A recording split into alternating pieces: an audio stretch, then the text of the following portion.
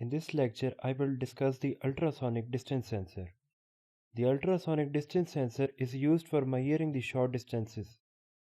It emits a high frequency sound and waits for the echo. Once the ultrasonic distance sensor captures the echo pulse, it counts the time elapsed between the emission of ultrasonic signal and the capture of its echo, and this value is passed to the Arduino.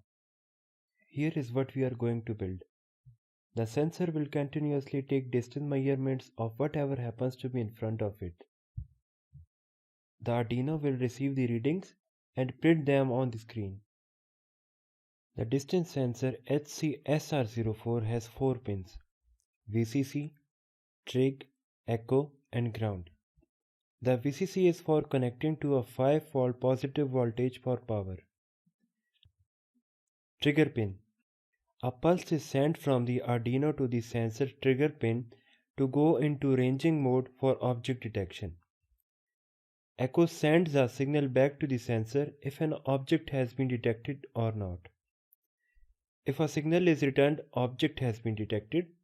If not, no object has been detected. The ground pin is for completing the electrical circuit. Let's check out the circuit. We will need Arduino, few jumper wires, breadboard and distance sensor. Plug the distance sensor in the Arduino board.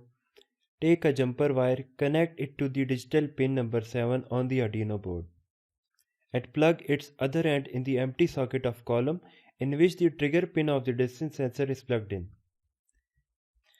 Now take another jumper wire, connect it to the digital pin number 6 and plug its other end in the empty socket of column on the breadboard in which the echo pin is plugged in.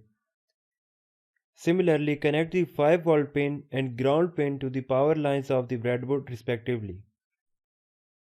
Connect the VCC pin of distance sensor to any empty socket of positive row, and connect the ground pin of distance sensor to empty socket of negative row of the breadboard. Now let's check out the sketch we need to upload to the Arduino to work with the distance sensor. We start by defining the trigger pin and echo pins. The trigger pin of the distance sensor will receive a higher pulse from the pin number 7, which is defined as the trigger pin.